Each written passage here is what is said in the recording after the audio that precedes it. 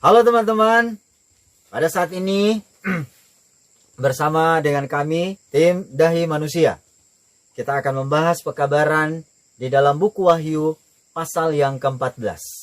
Namun sebelumnya saya mau tanya kepada kita semua. Nah, pertanyaan saya adalah, berapa di antara Anda dan saya yang rindu untuk selamat?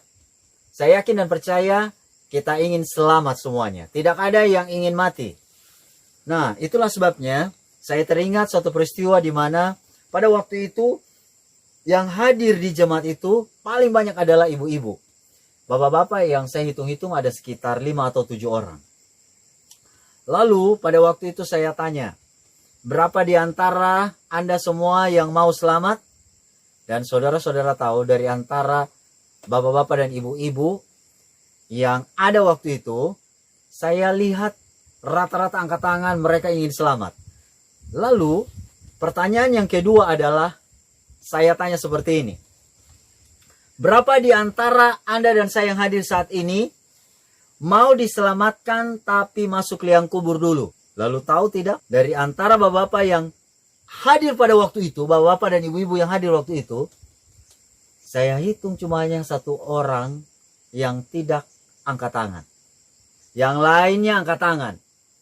Kemudian saya tanya, berapa di antara bapak-bapak dan ibu-ibu yang mau diselamatkan tanpa melalui liang kubur? Dan 1 orang itu yang angkat tangan. Nah, saat ini kalau saya tanya kepada Anda dan saya yang saat ini mendengarkan pekabaran ini, berapa di antara Anda dan saya yang rindu diselamatkan melalui, kita kan semua selamat ya, setuju, ingin selamat ya, kita semua ingin selamat. Tetapi untuk diselamatkan hanya ada 2 cara. Yang pertama harus melalui liang kubur, dan yang kedua tanpa melalui liang kubur. Dan itulah sebabnya kalau saya tanya Anda dan saya, berapa di antara Anda dan saya yang rindu diselamatkan harus melalui liang kubur? Dan berapa di antara Anda dan saya yang mau diselamatkan tanpa melewati liang kubur? Nah, Anda dan saya tolong jawab dalam hati Anda dan saya sendiri. Nah, tapi saat ini saya mau kasih tahu bahwa di dalam Alkitab dikatakan bahwa ada 2 kelompok yang akan diselamatkan. Kelompok yang pertama adalah kelompok yang harus melalui liang kubur dulu. Kemudian kelompok yang kedua adalah tanpa melalui kematian. Dari mana saya tahu? Mari kita buka dalam buku Wahyu pasal yang ke-7. Nah, kalau Anda pergi ke dalam buku Wahyu pasal yang ke-7, di situ ditemukan ada 2 kelompok besar yang diselamatkan Tuhan. Mau agama apapun Anda dan saya, kalau nantinya Anda dan saya diizinkan Tuhan untuk diselamatkan, harus melalui masuk kepada 2 kelompok ini. Dan kelompok yang pertama adalah kelompok yang Alkitab katakan tidak terhitung jumlahnya. Tidak terhitung jumlahnya. Dan itu dicatat dalam buku Wahyu pasal yang ke-7. Kemudian kelompok yang kedua adalah kelompok 144.000 orang. Sekarang saya mau tanya, Anda mau kita bahas yang mana dulu? Mau bahas kelompok yang tidak terhitung jumlahnya atau kelompok 144.000 orang? Oh, ada yang katakan, mari kita bahas dulu 144.000 orang. Ada yang bilang, oh mari kita bahas dulu kelompok yang tidak terhitung jumlahnya. Nah, kelompok yang tidak terhitung jumlahnya, buku Wahyu pasal yang ke-7 mengatakan bahwa sesungguhnya mereka ini datang dari berbagai macam suku, bahasa, kaum. Dan saya mau kasih tahu, ketika Anda pergi ke buku Wahyu pasal yang ke-7, sehubungan dengan informasi tentang kelompok yang tidak terhitung jumlahnya, apakah mereka itu hanya agama Kristen? Apakah mereka itu hanya agama Islam? Apakah mereka itu adalah agama tertentu?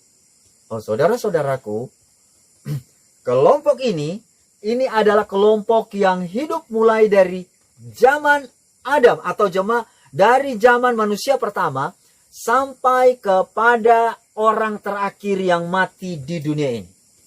Gambaran secara garis besar adalah demikian. Saya ulangi, kelompok yang tidak terhitung jumlahnya ini adalah kelompok manusia yang hidup, yang diselamatkan mulai dari zaman manusia pertama sampai kepada zaman manusia yang paling terakhir mati di dunia ini, yang paling terakhir, yang diizinkan Tuhan untuk diselamatkan. Ingat baik-baik, yang diizinkan Tuhan untuk diselamatkan. Mereka ini adalah orang yang diselamatkan harus melalui liang kubur. Jadi ingat baik-baik ya, tidak semua orang yang mati akan diselamatkan. Tetapi orang yang mati dalam Tuhan akan diselamatkan. Dari mana saya tahu? Mari kita pergi ke buku 1 Tesalonika 4 ayat yang ke-16. Apa bunyinya? Di situ dia bilang begini. Pada waktu sangkakala Allah berbunyi, maka Tuhan sendiri akan turun dari sorga. Dan mereka yang mati dalam Kristus akan lebih dahulu bangkit. Akan lebih dahulu bangkit. Jadi ingat, Alkitab sementara menggambarkan kepada kita bahwa orang yang mati dalam Kristus, merekalah yang akan memperoleh kebangkitan. Dan orang yang mengalami kematian di dalam Kristus, mereka akan mengalami kebangkitan pertama. Oh, memangnya kebangkitan ada berapa? Di dalam Alkitab, dicatat ada 2 kebangkitan. Mari kita bahas perlahan-lahan. Kebangkitan yang pertama dan kebangkitan yang kedua. Nah, mari kita bedakan. Kebangkitan yang pertama adalah kebangkitan bagi mereka yang diselamatkan. Yang diselamatkan. Dan ini terjadi pada waktu Tuhan Yesus datang pada kali yang kedua. Dan pada umumnya manusia di dunia ini mengenal dengan hari kiamat. Itu adalah kebangkitan pertama. Kebangkitan pertama, mari kita buka di dalam buku 1 Tesalonika 4 ayat yang ke-16. Lalu kita juga pergi ke buku Wahyu pasal yang pertama ayat yang ke-7. 1 Tesalonika 4 ayat 16 sudah dibaca tadi. Kemudian mari kita lihat dalam buku Wahyu pasal yang pertama ayat yang ke-7. Firman Tuhan mengatakan seperti ini. Lihatlah, ia datang dengan awan-awan. Dan setiap mata akan melihat dia. Juga mereka yang telah menikam dia. Dan semua bangsa di bumi akan meratapi dia. Nah, ingat baik-baik. Pada waktu kebangkitan yang pertama, benar semua mata akan melihat. Baik orang yang diselamatkan dan orang yang dibinasakan akan lihat. Tapi apa yang membedakan? Apa yang membedakan orang yang diselamatkan dan orang yang dibinasakan? Kalau orang yang diselamatkan, pada waktu nafir itu berbunyi dan Tuhan Yesus datang di awan-awan, dia lihat, kemudian dia bangkit dan diubahkan. Dari mana saya tahu? Dari buku 1 Korintus pasal 15 ayat 51 sampai 53. Mereka dibangkitkan, lalu yang terjadi mereka diubahkan. Jadi, Anda dan saya yang masuk kepada kelompok yang tidak terhitung jumlahnya, pada waktu dibangkitkan, contoh ya, saya berikan contoh, kalau waktu Anda dan saya mati dalam keadaan lumpuh, lalu waktu Anda dan saya melihat Tuhan Yesus datang di awan-awan, kemudian Anda lihat, diizinkan lihat, semua mata akan lihat, tapi Anda tidak bangkit dan diubahkan, apalagi diubahkan, maka Anda bukan dikategorikan bangkit pada kebangkitan yang pertama. Tetapi, kalau Anda dan saya pada waktu mendengarkan bunyi sangkakala, pada waktu Tuhan Yesus datang pada kali yang kedua, lalu dibangkitkan. Tadi lumpuh ya, kemudian lumpuh Anda dan saya ini lenyap. Maka yang terjadi, Anda dan saya dikategorikan masuk kepada kebangkitan yang pertama. Dan ini artinya Anda dan saya masuk kepada kelompok yang tidak terhitung jumlahnya. Itulah yang dicatat dalam buku Wahyu pasal yang ke-7. Kelompok yang tidak terhitung jumlahnya. Lalu, bagaimana dengan kebangkitan yang kedua? Mari saya jelaskan secara ringkas. Secara ringkas, penjelasannya adalah begini. Pada waktu Anda dan saya yang diselamatkan dibawa ke sorga, buku Wahyu pasal yang ke-20 mencatat bahwa ada 1000 tahun umat-umat Tuhan tinggal di mana? Di sorga. Ada berapa tahun? 1000 tahun.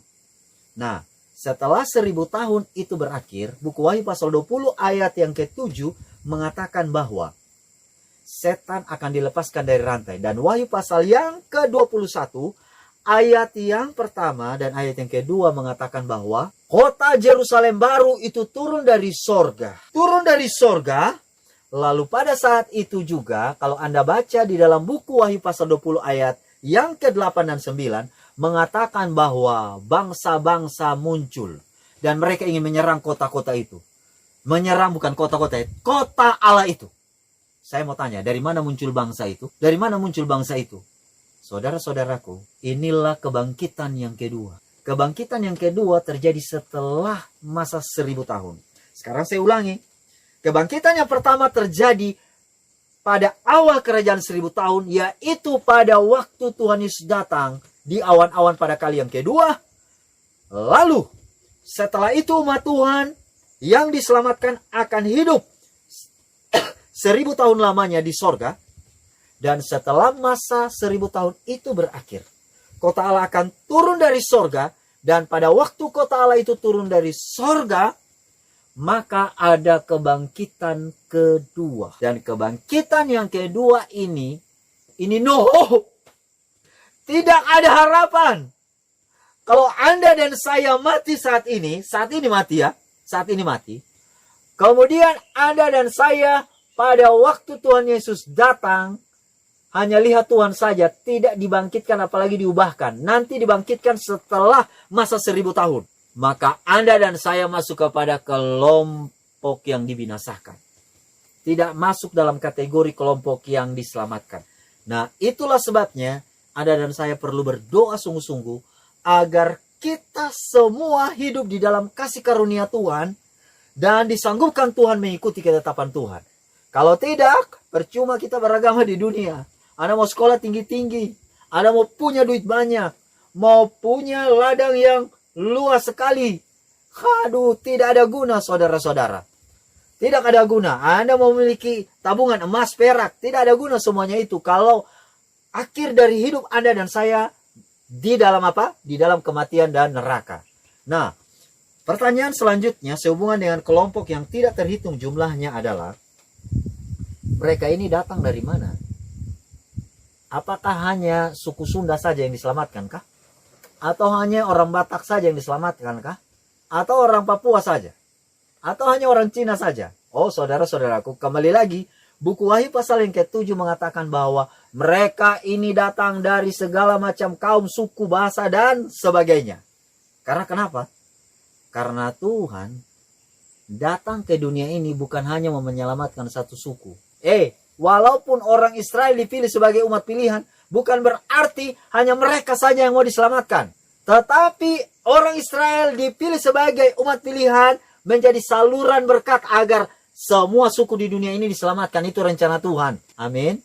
Amin. Nah, itulah makanya bagi Anda dan saya, yang mau suku apapun, agama apapun, Anda dan saya masih memiliki harapan untuk diselamatkan. Nah, terserah. Kalau Anda ingin cita-cita mau diselamatkan, hanya ada dua kelompok. Kelompok yang tidak terhitung jumlahnya dan kelompok 144.000 orang. Nah, kalau begitu, pertanyaan saya di sini adalah, agama apa mereka ini, kelompok yang tidak terhitung jumlahnya? Agama apa? Agama Kristen kah? Kalau saya tanya agama Kristen, kalau saya bilang hanya agama Kristen, maka ini saudara-saudara Anda dan saya yang mendengarkan pekabaran ini melalui siaran radio ini akan bilang begini, berarti Islam kafir. Tapi kalau saya bilang begini, Islam saja yang selamat, orang Islam bilang begini, mati semua ini Kristen. Atau saya bilang Hindu, Buddha, mati semua ini agama-agama yang lain ini. Jadi kita harus beragama Buddha kah, Hindu kah, Islam atau Kristen saja yang bisa diselamatkan. Lalu agama apakah mereka itu? Saudara-saudaraku, sahabat-sahabatku, teman-temanku, saya mau kasih tahu. Mereka ini adalah kelompok yang datang dari berbagai macam agama. Loh, kok bisa? Kok bisa? Oh, saya pikir cuma Kristen yang selamat. Ada yang bilang, saya pikir Islam saja yang selamat. Karena ada yang mengatakan bahwa, agama dia itu kafir. Agama saya dong, agama langsung dari sorga. Apakah saudara masih berpikir seperti itu? Kelompok, mari kita lihat buktinya. Kelompok yang tidak terhitung jumlahnya ini datang dari bermacam-macam agama. Oh ya? Saya mau tanya. Adam agama apa saudara? Ada yang boleh jawab? Agama Kristen Adam? Zaman Adam belum agama Kristen. Ada yang bilang Islam. Apakah zaman Adam sudah ada Islam? Belum ada. Islam belum ada. Nah, kalau begitu agama apa dia? Dan apakah karena Adam tidak punya agama, Adam akan binasa? Oh, siapa bilang? Keselamatan adalah hak prerogatif Tuhan. Oke, saya mau kasih tahu. Keselamatan adalah hak prerogatif Tuhan. Itulah sebabnya, kalau Anda dan saya pergi ke buku Roma, Anda dan saya akan temukan di sana.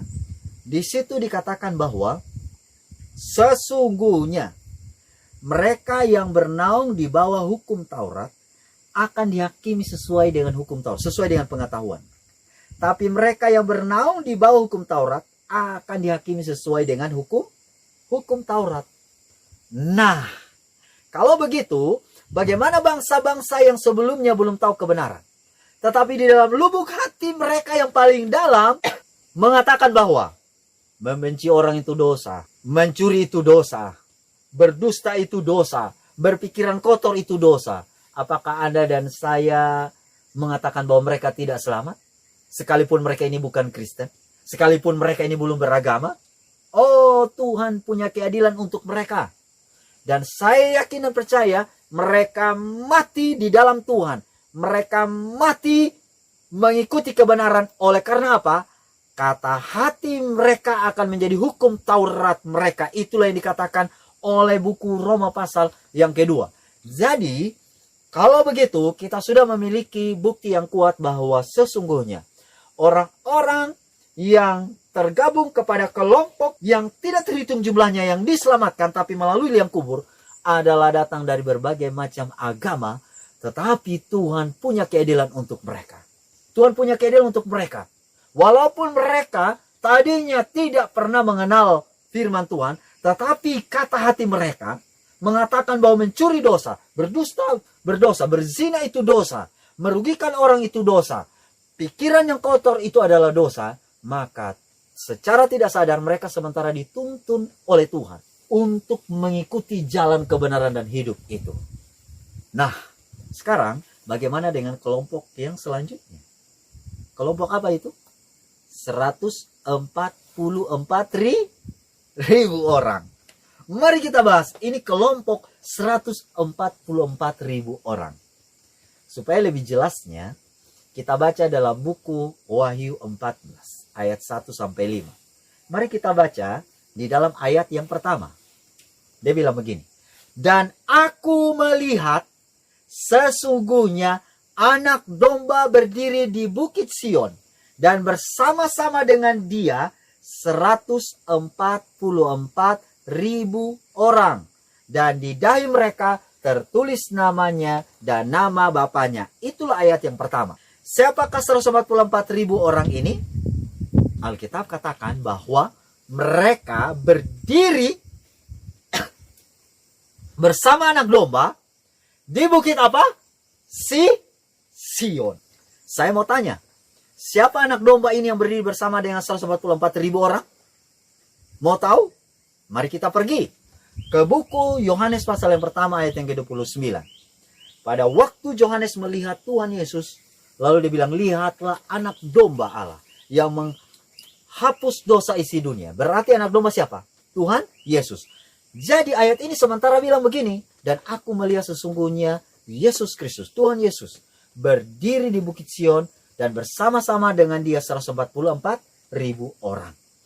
Nah, jadi 144.000 orang ini yang diselamatkan adalah kelompok yang berdiri di bukit Sion bersama dengan anak domba. Sekarang pertanyaan saya, Bukit Sion itu yang mana? Bukit Sion itu yang mana? Oh, Bukit Sion, kalau Anda dan saya lihat, ini sebenarnya bahasa Indonesia menggunakan kata Bukit Sion.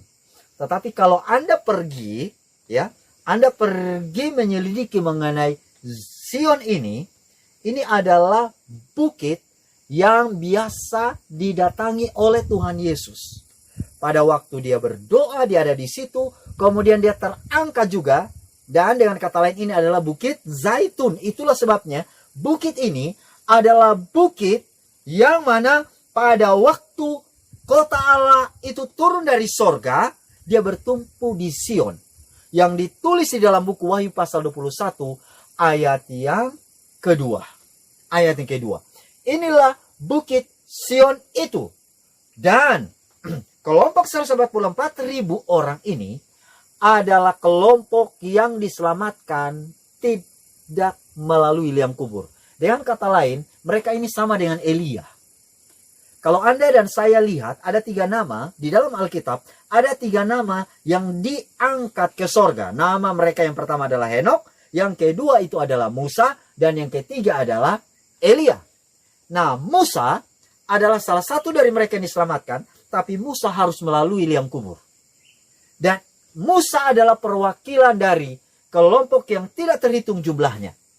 Lalu Elia adalah kelompok yang mewakili 144.000 orang. Karena dia tidak pernah mengalami kematian. Dia tidak pernah mengalami liang kubur. Jangan tanya Henok ya. Karena saya tidak tahu jawabannya. Ya, yang paling pasti adalah Henok ada di sorga. Ada di sorga. Nah, kelompok 144.000 orang ini, mereka sama dengan Elia. Tidak pernah mengalami kematian. Nah, pertanyaan saya di sini adalah, apa syarat untuk masuk kepada kelompok 144.000? Oh, Anda dan saya mau masuk kelompok 144.000? Oh, kita semua mau. Kalau tanya saya yang berdiri saat ini, saya rindu masuk kelompok ini. Dan tulisan inspirasi mengatakan dalam buku Review and Heralds, pada bulan Maret tahun 1904, di situ dikatakan, berusahalah engkau untuk masuk kepada kelompok 144.000 orang. Artinya, Anda dan saya yang masih hidup di tahun 2022 ini, kita masih punya harapan untuk masuk kepada kelompok itu. Nah, kalau begitu, apa syaratnya? Mari kita lihat kalimat selanjutnya. Di kalimat selanjutnya dia bilang begini, dan di dahi mereka tertulis namanya dan nama bapaknya. Sekarang, untuk masuk kepada kelompok 144.000 orang, maka Anda dan saya tolong pegang dahi dulu. Oh, pegang dahi belum cukup. Coba pegang dahi semuanya. Oke, saya pegang dahi saya. Gini, sekedar pegang dahi saja belum cukup masuk kelompok 144.000. Tetapi Alkitab bilang bahwa dahi Anda dan saya, dan dahi siapa saja yang mau masuk kelompok 144.000, harus tertulis nama Allah, nama Bapa, dan namanya. Nama siapa di sini? Nama Tuhan Yesus. Saya mau tanya, di dahi Anda tulisnya apa? Tidak ada tulisan. Lalu apa sih artinya ini? Di dahi tertulis namanya.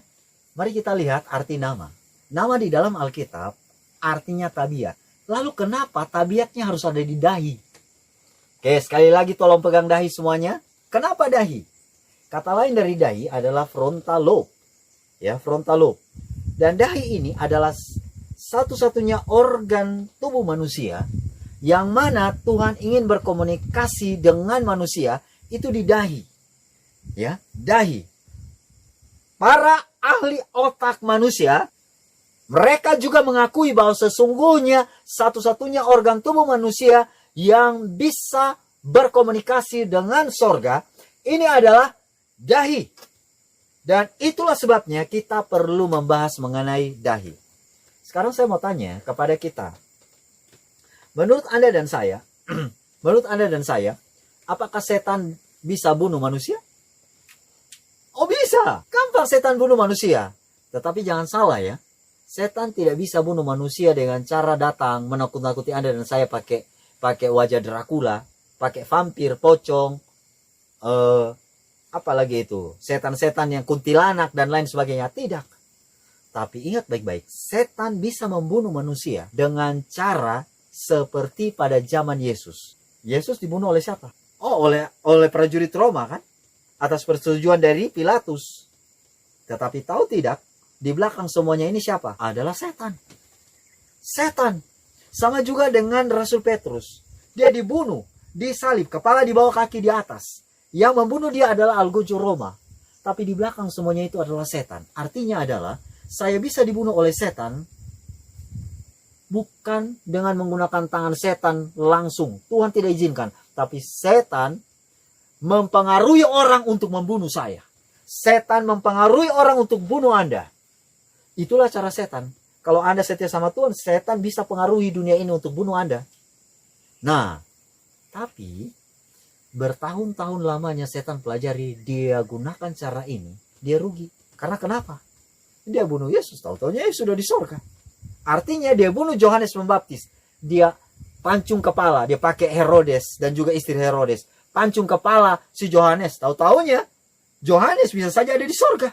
Dan juga murid-murid Tuhan Yesus yang lain. Dari mana saya tahu? Buku Wahyu 20 ayat yang keempat. Mereka yang kepalanya dipancung oleh karena firman Tuhan dan karena kesaksian Yesus, Yohanes melihat orang-orang ini ada di sorga. Jadi, setan caranya membunuh manusia adalah apa? Bagaimana caranya? Setan akan menyerang dahi Anda dan saya. Frontal lobe Anda dan saya. Itulah sebabnya jangan pandang enteng dengan dahi ini. Sahabat-sahabatku, jangan pandang enteng dengan frontal lobe. Karena kenapa? Cara setan untuk membinasakan Anda secara kekal, bukan temporari. Secara kekal adalah menyerang sistem komunikasi Anda dan saya ke sorga. Dan itu adalah otak depan. Itu adalah dahi Anda dan saya. Sangat penting dahi Anda dan saya dijaga. Nah, kalau begitu, bagaimana cara setan merusakkan otak depan dan dahi Anda? Gampang. Saya mau tanya, Anda dan saya ada lubang tubuh atau enggak? Ada. Kita manusia ini punya lubang tubuh. Jangan Anda bilang begini, oh cuma Pak Presiden Jokowi kok yang punya lubang tubuh. Mau presiden, mau menteri, gubernur, mau itu petinggi negara, atau rakyat jelata, semua ada lubang tubuh. Orang lumpuh pun ada lubang tubuh. Dan lubang tubuh Anda dan saya inilah yang menjadi sasaran setan untuk apa? Untuk merusakkan otak depan. Dan cara setan merusak otak depan Anda dan saya, dahi Anda dan saya, frontal lobe ini adalah dia masukkan semua virus. Virus melalui lubang tubuh. Nah, kalau begitu, lubang tubuh kita ini lubang apa aja sih? Yang pertama lubang mata, lubang hidung, lubang mulut, lubang telinga, lubang pori-pori, dan lain-lain. Nah, mau tahu bagaimana cara setan merusak otak depan melalui lubang mata? Saya baca dalam buku Testimony for the Church volume 4, halaman 652. Bioskop merusak imajinasi. Di antara tempat-tempat untuk bersenang-senang yang paling berbahaya adalah bioskop. Gantinya menjadi sekolah untuk moral dan kebajikan. Sebagaimana sering dikatakan orang, bioskop adalah tempat kemesuman. Karena kenapa? Anda melihat film-film yang ada di bioskop. Tetapi di zaman now ini, mohon maaf ya, zaman now ini, Anda dan saya kemana-mana bawa bioskop. Di handphone Anda putar film, putar video. Mau video yang singkat atau video yang panjang, yang agak panjang. Kalau diputar terus-menerus, maka yang terjadi adalah otak depan Anda akan rusak. Karena kenapa? Karena saat Anda nonton, apalagi nonton film yang sudah mengarah ke mesum. Film porno, saya mau bilang langsung ya. Video-video seperti ini. Maka ini sangat merusak otak depan Anda dan saya. Di dalam Testimony for the Church volume 2 halaman 410. Keinginan mata dan hawa nafsu yang korup dibangkitkan oleh memandang. Dan oleh membaca, hati dirusakkan melalui imajinasi. Pikiran senang merenungkan pemandangan yang membangkitkan hawa nafsu. Dan moral yang lebih rendah. Gambar-gambar yang menjijikkan ini, yang terlihat melalui imajinasi yang kotor, merusak moral dan menyiapkan manusia yang terperdaya, yang tergila-gila untuk menyerah terhadap kekuasaan hawa nafsu. Oh saudara-saudara, anak-anak muda khususnya, tolong yang membiasakan dan memanjakan, membiasakan dan memanjakan matanya untuk menonton seperti ini, Anda dan saya sementara masuk kepada jerat setan. Anda biarkan setan merusak otak depan Anda dan saya, dahi Anda dan saya, melalui pandangan mata. Mari kita saksikan video ini.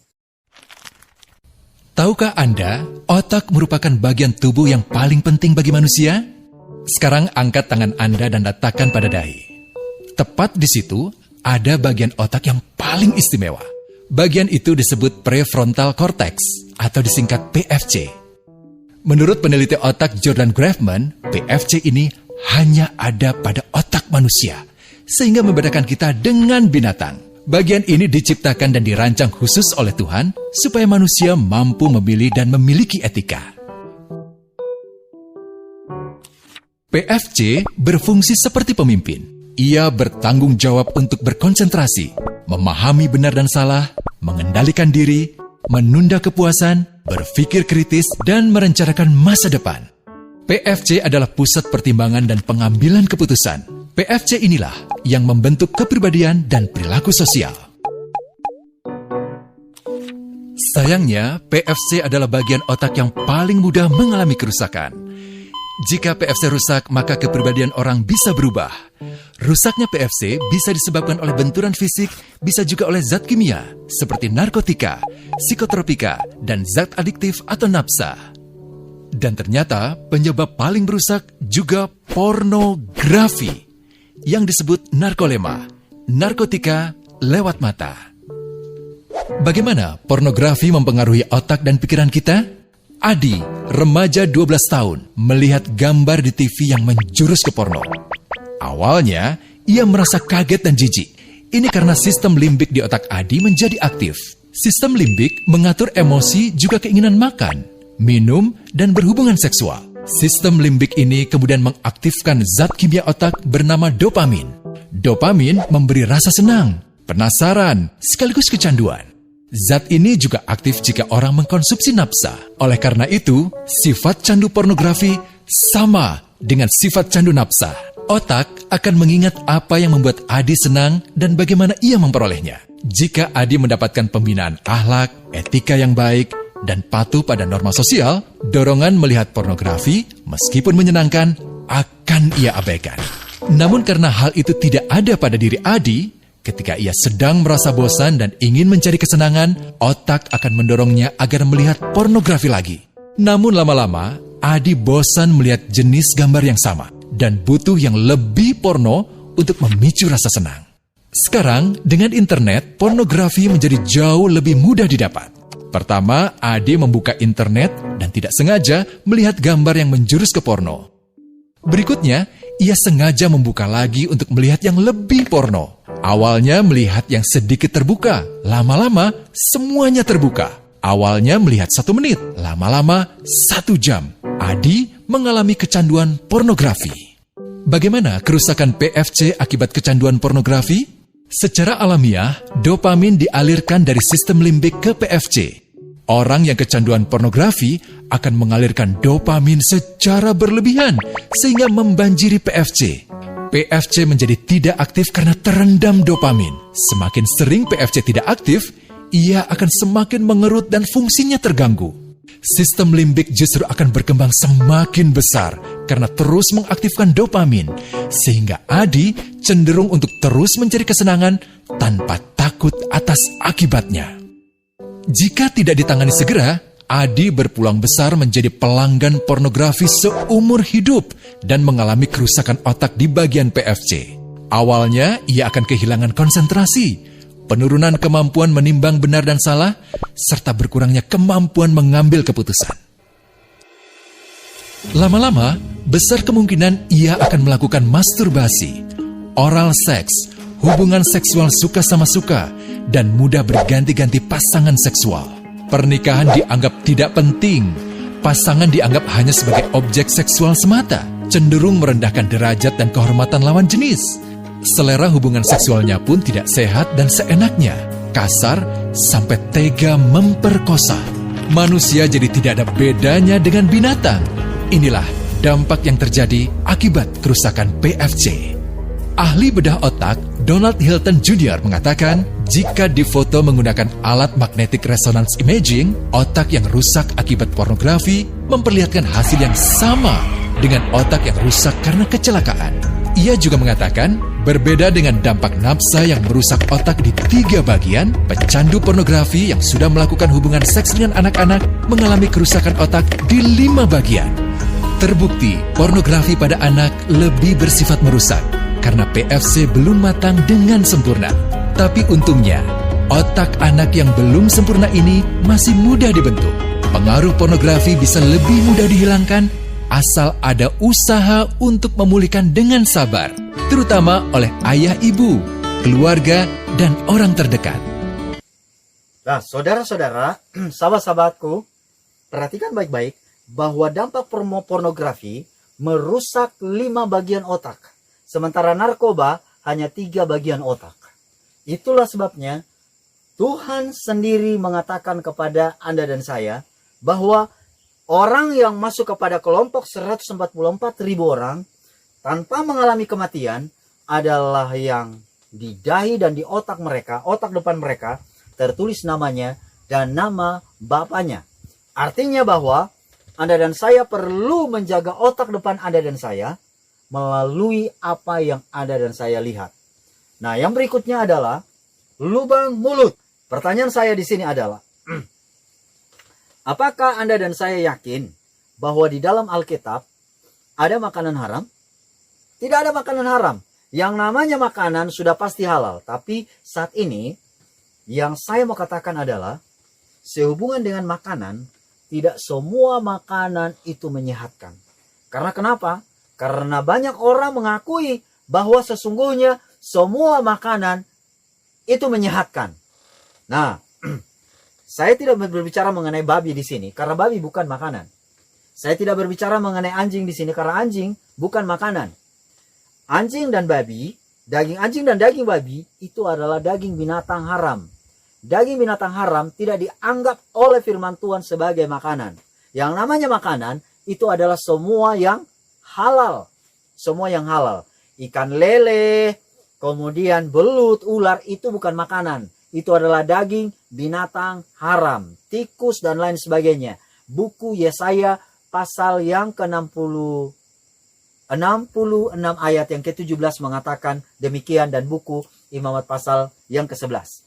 Nah, kalau begitu, berhubungan dengan makanan, apakah semua makanan menyehatkan? Oh, tidak. Ada banyak makanan yang Anda sadar atau tidak sadar merusak otak depan Anda dan saya. Itulah sebabnya mari saya bacakan untuk Anda dan saya saat ini. Kalau kita pergi ke buku Kejadian pasal yang pertama ayat yang ke-29, di situ Tuhan katakan seperti ini.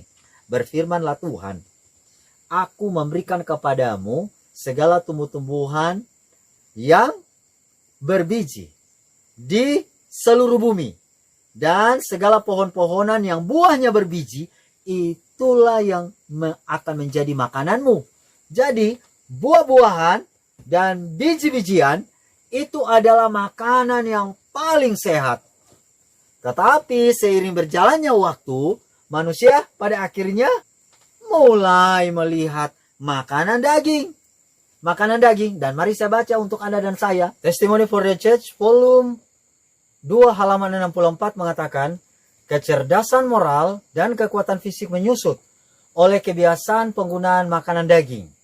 Penggunaan makanan itu mengacaukan kelancaran tubuh, menggelapkan daya pikir, dan menumpulkan perasaan moral. Teman-temanku, sahabat-sahabatku, kalau lihat dari apa yang dikatakan dalam kutipan ini, kecerdasan dan moral Anda dan kekuatan fisik Anda bisa menyusut oleh karena kebiasaan penggunaan makanan daging. Dan penggunaan makanan daging ini juga bukan hanya merusakkan kecerdasan dan juga moral, tetapi juga mengacaukan kelancaran tubuh. Bahkan dikatakan di kalimat yang terakhir bahwa menggelapkan daya pikir dan menumpulkan perasaan moral. Itulah sebabnya Anda dan saya perlu mengendalikan apa yang kita makan. Oh, tidak semua yang disebut dengan makanan ini menyehatkan untuk tubuh Anda dan saya. Karena kenapa? Karena sesungguhnya firman Tuhan sudah kasih tahu di awal penciptaan bahwa sesungguhnya yang menjadi makanan terbaik bagi Anda dan saya adalah buah-buahan, biji-bijian. Dan yakinlah, kalau nanti Anda dan saya diizinkan sampai ke sorga, Anda dan saya tidak akan pernah makan, apalagi makan mencicipi yang disebut dengan makanan daging. Karena kenapa? Karena Tuhan menciptakan tubuh kita sesuai dengan kehendaknya. Nah, bukan hanya berhubungan dengan yang disebut dengan daging, yang berhubungan dengan ikan. Tetapi, ingat baik-baik, kalau Anda dan saya perhatikan, banyak sekali anak-anak yang hidup pada zaman sekarang ini, pikirannya rusak, fisiknya juga ikut-ikutan rusak. Oleh karena kenapa? Karena orang tua sendiri tidak tahu prinsip hidup sehat dari anaknya. Saya berikan contoh ya. Waktu ada ibu hamil, ya, taruhlah sudah 9 bulan hamil. Lalu yang terjadi pada waktu anak ini lahir, maka tiba-tiba datanglah perusahaan susu kerjasama dengan dokter. Lalu yang terjadi, perusahaan susu mengatakan bahwa ibu bilang sama dokter, melalui dokter, Bu, kayaknya air susu ibu tidak cukup. Jadi anak yang ibu lahirkan ini cocoknya pakai susu formula. Jadi apa yang terjadi? Ibu, karena pada waktu dia lahir, pada waktu dia melahirkan bayinya ini, tidak ada pencerahan sehubungan dengan hukum kesehatan, maka yang terjadi dia ikut-ikutan saja saran dari dokter. Lalu apa yang terjadi? Dia kasihlah anaknya untuk minum susu formula. Nah, saya mau kasih tahu bahwa sesungguhnya manusia ini lahir tidak ada susu yang tepat untuk dia selain air susu ibu. Karena kenapa? Karena sapi cocoknya minum susu sapi, kambing cocoknya minum susu kambing, kemudian kuda juga cocok minum susu kuda. Tetapi manusia sekarang ini dipengaruhi oleh berbagai macam alasan, manusia harus minum susu sapi. Maka yang terjadi, coba lihat itu anak-anak yang lahir dari kandungan ibunya, yang harusnya dia minum susu ibu, tetapi dikasihlah susu sapi. Makanya kerasa gusuk kayak sapi. Nah, bukan itu saja. Tetapi banyak anak-anak sekarang ini yang kalau ribut di pertemuan, entah itu di acara ibadah atau di mana-mana, tiba-tiba orang tuanya bilang, aduh saya pening sekali lihat anakku itu. Lari ke sana sini, sama seperti tidak dikontrol. Lalu yang terjadi, tolong urus anakmu itu. Lari sana sini, bikin ribut saja. Sini kamu. Supaya jangan ribut, lalu dikasih permen. Anaknya mulai ketawa-ketawa. Setelah permen itu habis di mulutnya, ribut lagi. Dikasih lagi permen. Apa yang terjadi? Karena anak ini dibiasakan dengan makan permen, maka yang terjadi daya tahan tubuhnya mulai berkurang. Nah, mari kita lihat kutipan yang ada di dalam buku Counsel on Health halaman 150. Di situ dikatakan bahwa jika seseorang yang mengkonsumsi gula terlalu banyak, maka dampak dari gula ini akan lebih berbahaya dari daging. Itulah makanya kalau ada orang yang ulang tahun, dikasih kue ulang tahun. Kemudian di situ ada mentega, susu, kemudian gula yang banyak-banyak, kemudian dikasihlah lilin lah di situ. Panjang, kemudian dinyanyikan panjang umurnya. Aduh. Jangan nyanyi panjang umur, bilang pendek umurnya. Karena kenapa? Karena gula sebenarnya lebih berbahaya dari daging. Itulah makanya anak-anak Tuhan yang mengerti apa yang Tuhan mau dalam kehidupannya, dia akan menjaga otak depannya dari apa yang dia makan. Dia akan mendalikan mulutnya supaya jangan sembarang masuk makanan apapun. Karena ingat bahwa Anda dan saya mau dipersiapkan Tuhan untuk kerajaan sorga. Baik yang akan diselamatkan harus melalui kematian ataupun yang masuk kelompok 144.000 orang. Namun saat ini mustahil Anda dan saya bisa memiliki tabiat yang baik sementara Anda dan saya juga tidak menjaga pola makan. pola minum. Nah, Anda dan saya yang nanti datang pada hari raya Natal, Tahun Baru, Idul Fitri, disiapkan Sprite, Coca-Cola, Fanta. Pertanyaan saya di sini adalah, mau Anda minum? Ya, kalau dikit-dikit nggak apa-apa lah. Iya, kalau dikit-dikit nggak apa-apa. Tapi kalau Anda ketagihan gimana? Nah, masalahnya kalau kita sudah ketagihan, kita akan ulangi. Kita akan ulangi. Kita akan ulangi. Berkali-kali kita ulangi. Sementara Anda dan saya tidak mengetahui betapa buruknya pengaruh dari minuman seperti ini, yakni Fanta, Coca-Cola, Sprite, bir, dan lain sebagainya. Anda dan saya sementara merusakkan tubuh yang sementara bukan milik Anda dan saya. Kita perlu menjaga tubuh kita. Sebagai apa? Sebagai milik Tuhan. Otak depan kita perlu dijaga. Karena kenapa? Karena kalau tidak, maka yang terjadi adalah kita sendiri membatalkan nama Allah dan nama Bapa dan nama Tuhan Yesus tertulis di dahi kita. Nah, kalau begitu, bagaimana dengan lubang yang lain? Nah, lubang yang lain ini adalah lubang telinga. Saya ingin bacakan dalam buku Selected Messages, buku yang kedua halaman 36. Roh Kudus tidak pernah menyatakan dirinya dalam metode tersebut. Metode seperti apa? Hiruk pikuk, kebisingan. Ini merupakan penemuan setan untuk menutupi metode cerdiknya. Untuk membuat efek tidak ada yang murni. Tulus mengangkat memuliakan kebenaran yang menguduskan untuk saat ini. Lebih baik tidak pernah menyembah Allah dengan alat musik. Daripada menggunakan alat-alat musik untuk melakukan pekerjaan ini. Kekuatan lembaga setan dicampur dengan hiruk pikuk dan kebisingan untuk membuat karnaval. Dan ini disebut Roh Kudus bekerja. Saya mau kasih tahu bahwa dari lubang telinga, Anda dan saya akan dirasuk setan agar pikiran Anda dan saya rusak. Otak depan Anda dan saya rusak. Dahi Anda dan saya batal tertulis nama Yesus Kristus dan nama Bapaknya. Karena kenapa?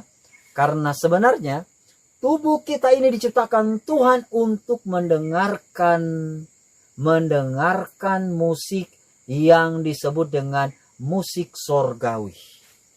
Musik sorgawi. Pertanyaan saya, apa itu musik sorgawi? Musik sorgawi ini adalah musik yang cocok dengan tubuh Anda dan saya.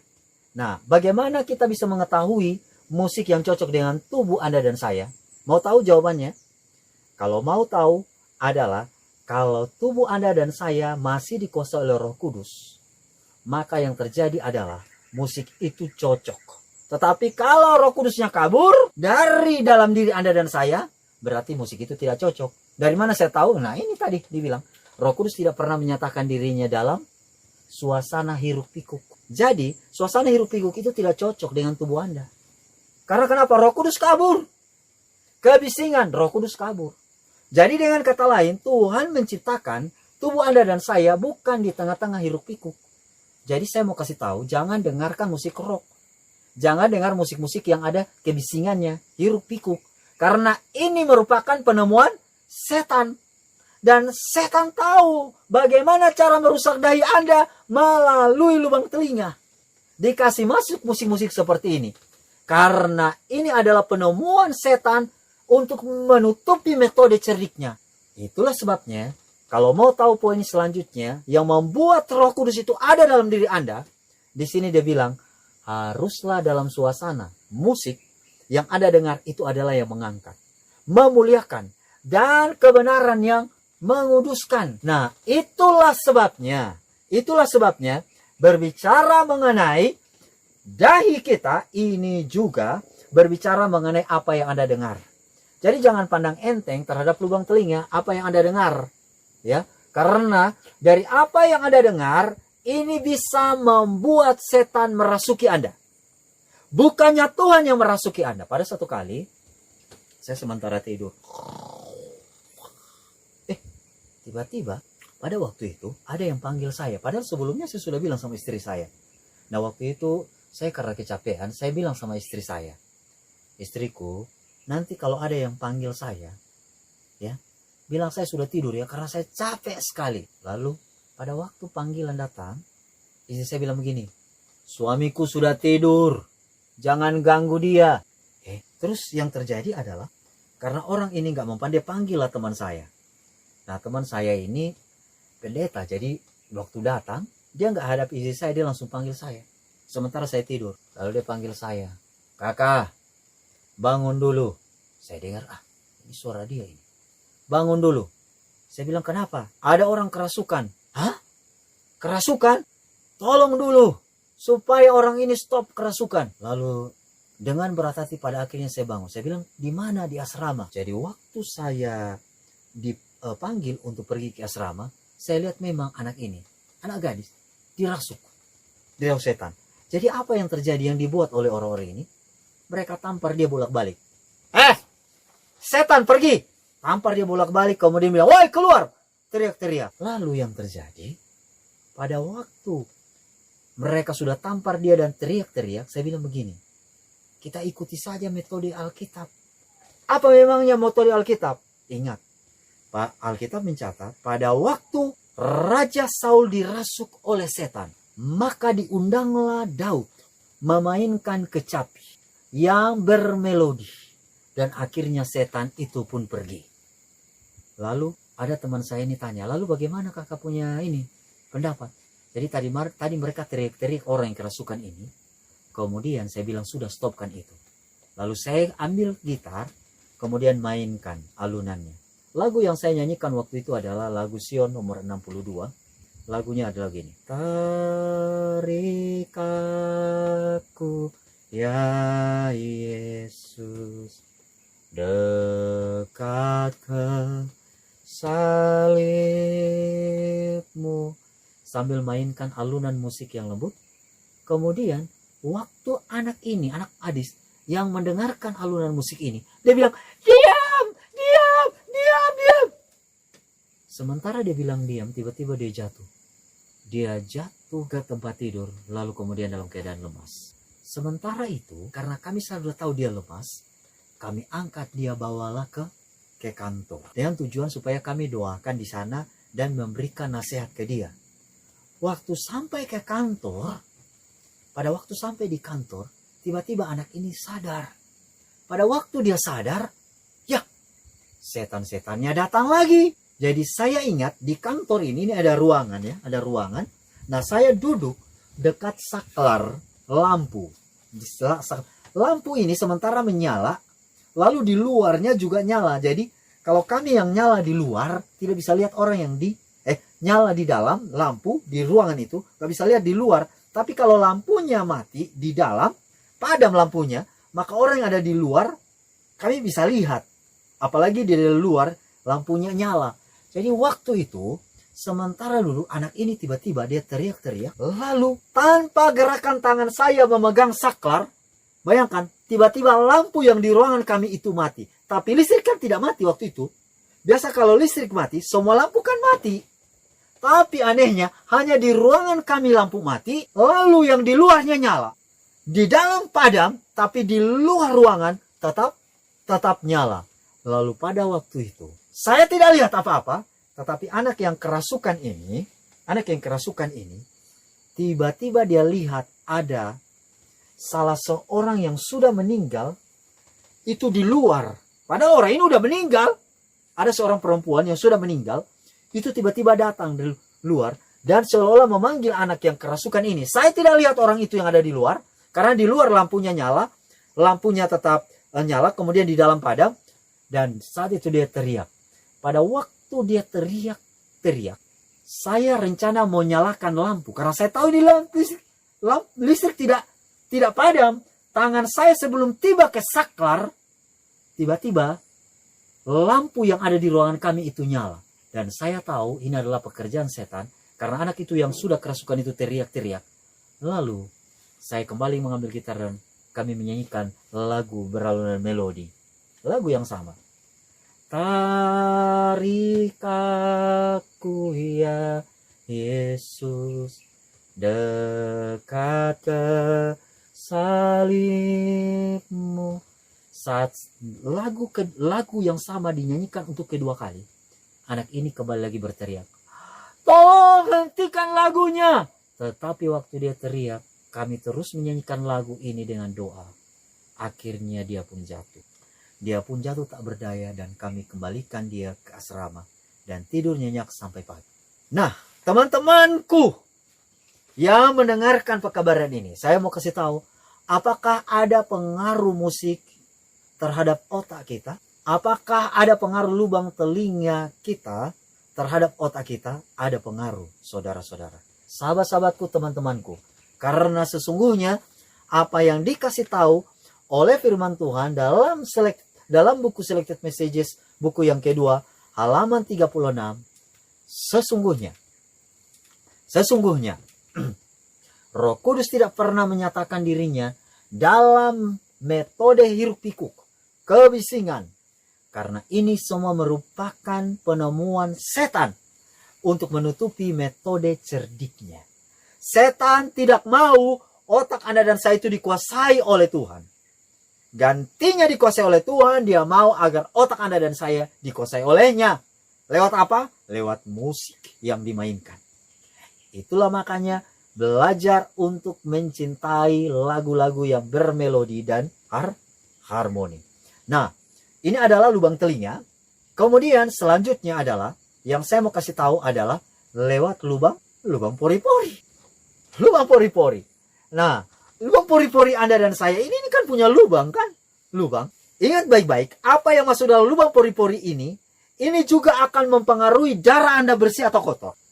Jadi, kalau Anda dan saya yang sudah ketularan, ketagihan pakai lotion. Bahaya. Apalagi yang suntik-suntik silikon tak jelas. Ya kan? Dan apalagi zaman sekarang, yang dia gak tahu kandungannya apa, sistem suntik-suntik aja.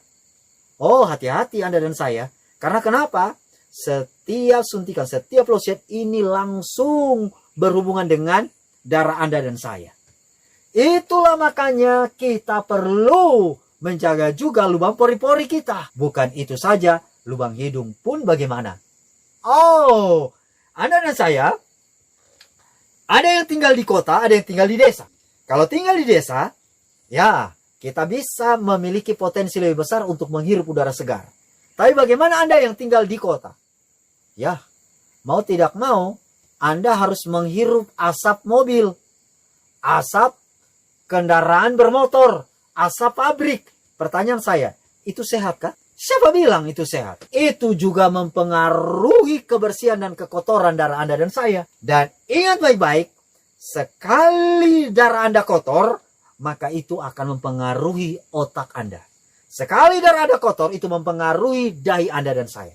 Dan kalau dahi Anda dan saya pun dipengaruhi oleh karena darah yang kotor, maka yang terjadi adalah sistem komunikasi Anda dan saya terganggu. Sistem komunikasi Anda dan saya ke surga akan terganggu. Pada waktu pertempuran Perang Dunia Kedua, pada waktu Jepang menghajar Amerika Serikat di Harbor itu, saya mau tanya, kenapa Jepang menghajar pelabuhan yang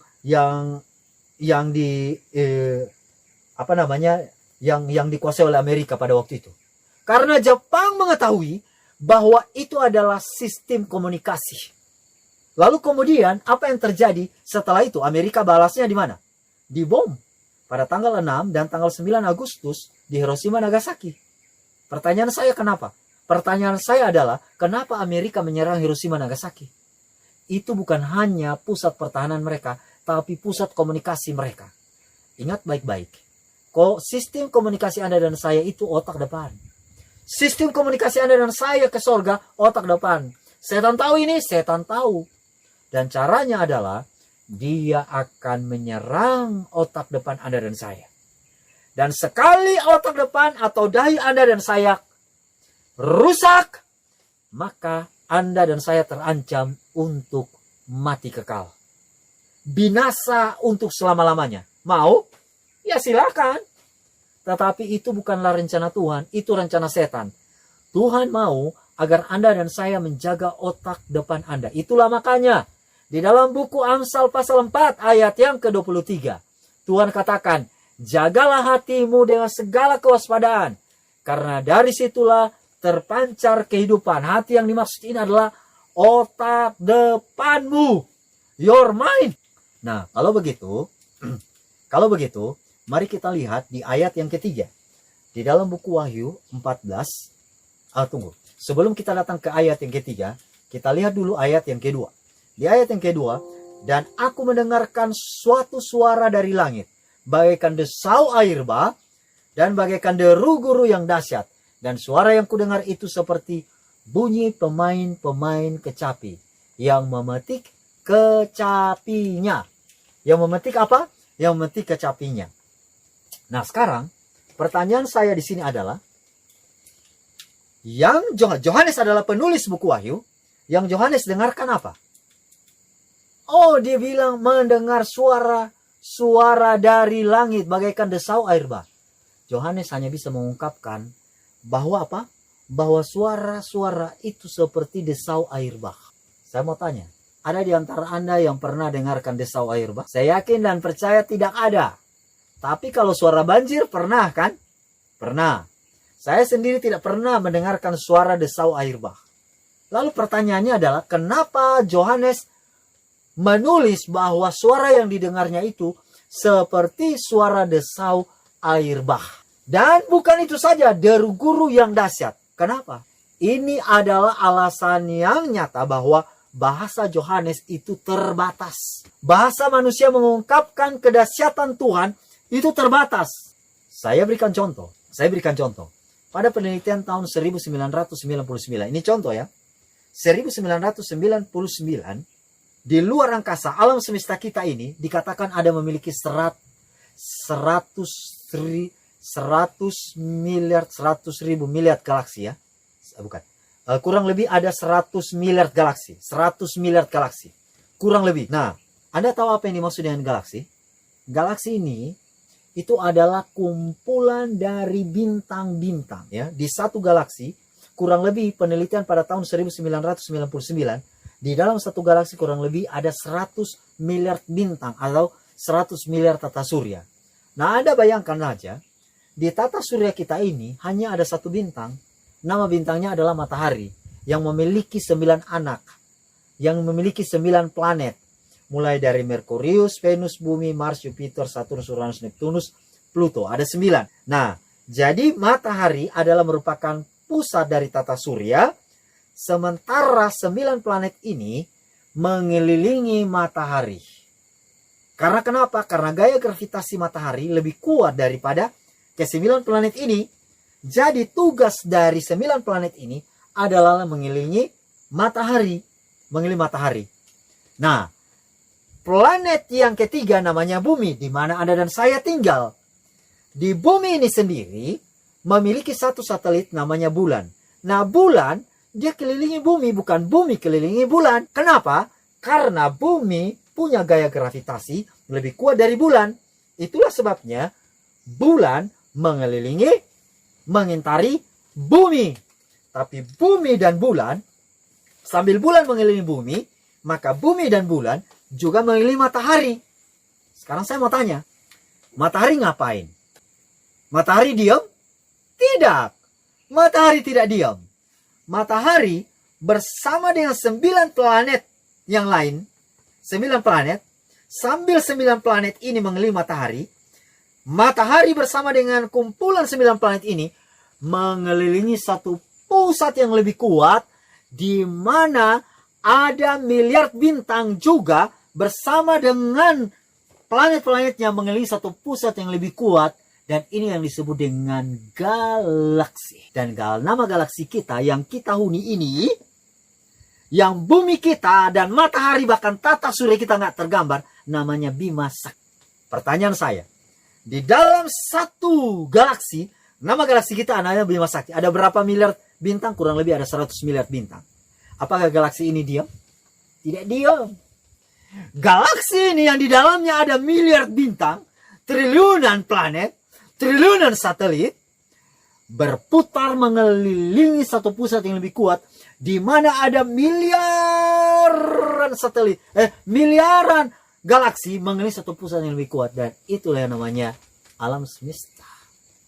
Dan mereka mengelilingi satu pusat yang lebih kuat, dan ini di mana takhta Allah berada.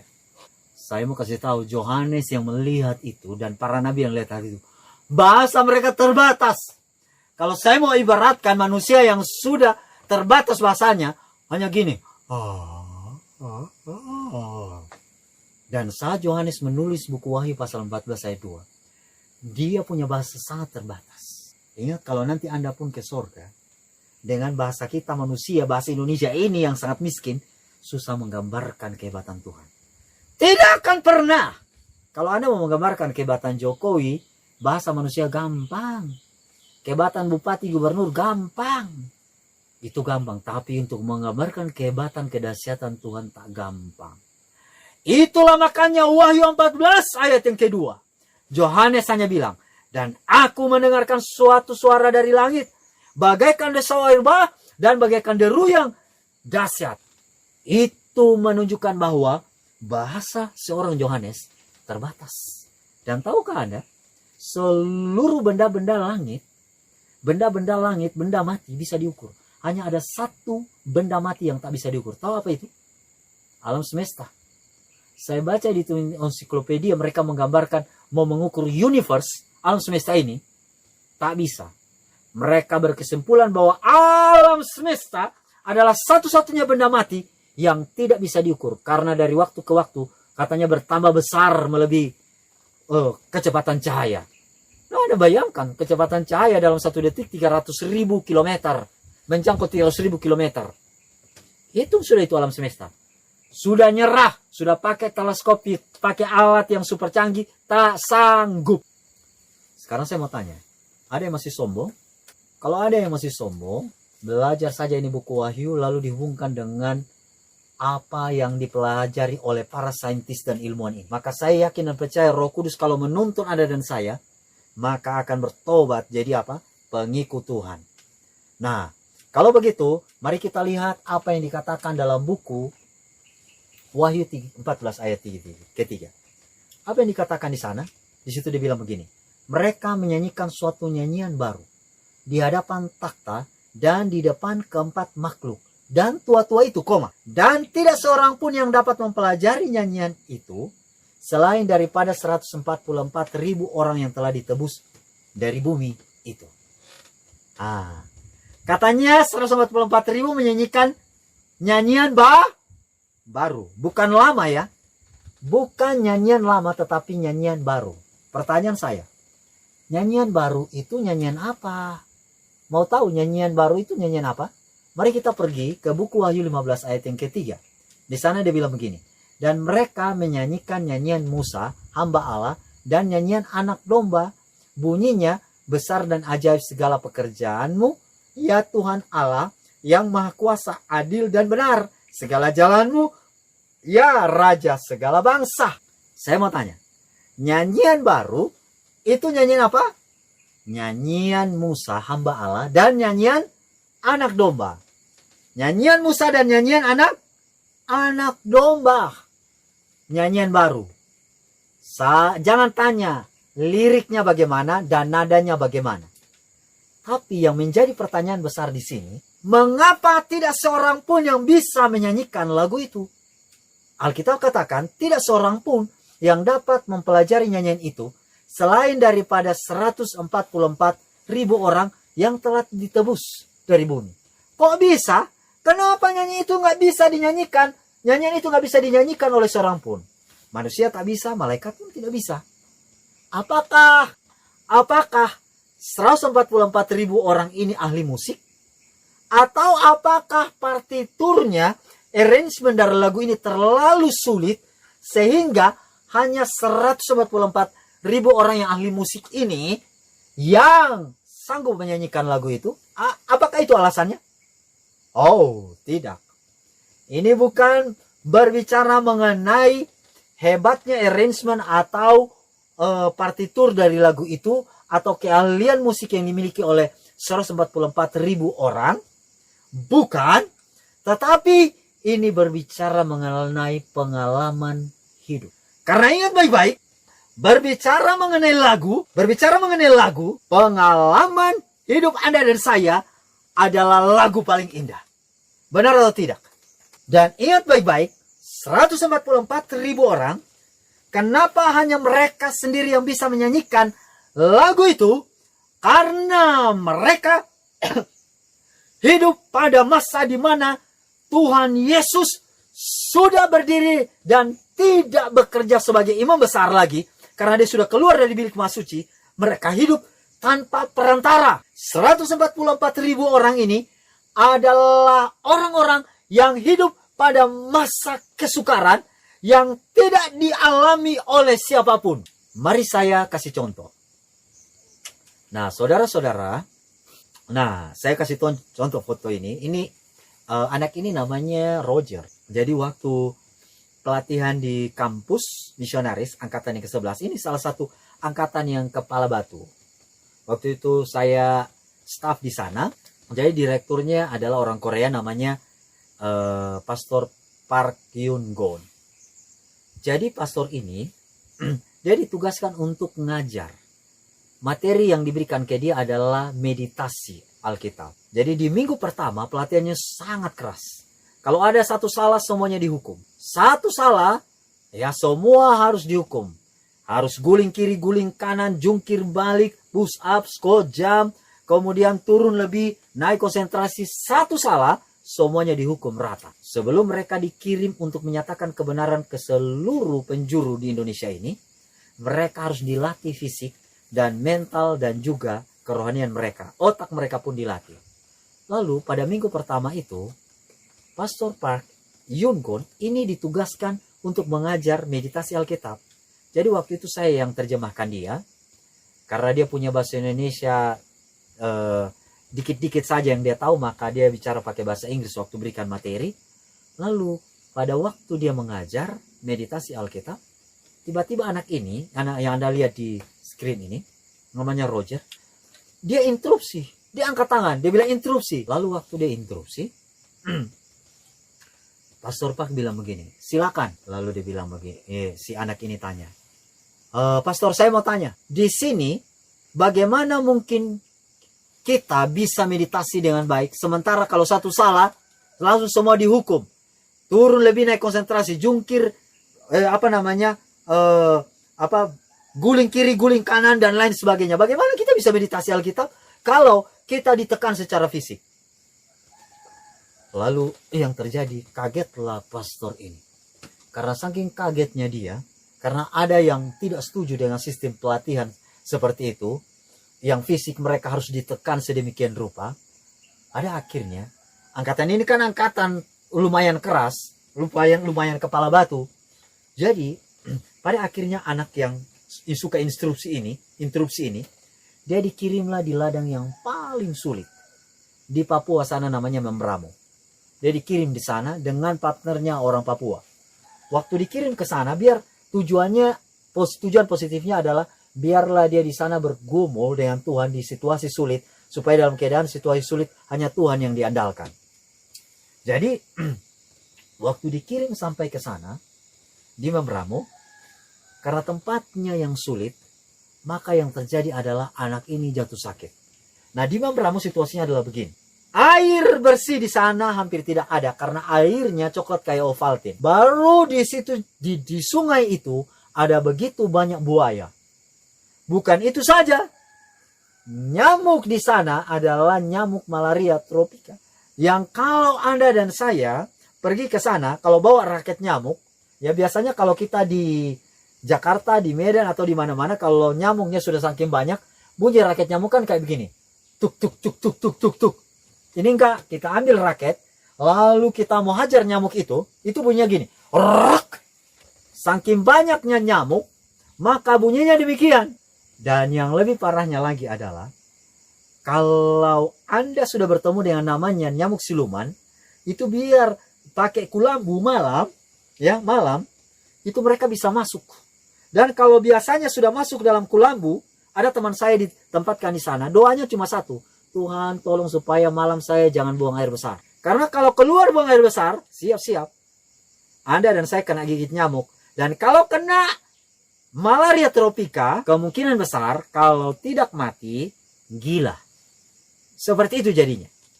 Nah, itulah makanya kalau sudah tidur dalam kulambu malam-malam, hanya satu gaya gini. Karena kalau badan Anda menyentuh kulambu, itu Dracula yang kecil-kecil itu akan siap mengisap darah Anda. Nah, akhirnya anak ini dia ke sana karena makanan juga terbatas. Makanan di sana hanya papeda. Papeda in the morning, papeda in the afternoon, papeda in the evening. Papeda in the morning, papeda in the afternoon, papeda in the evening, papeda every day.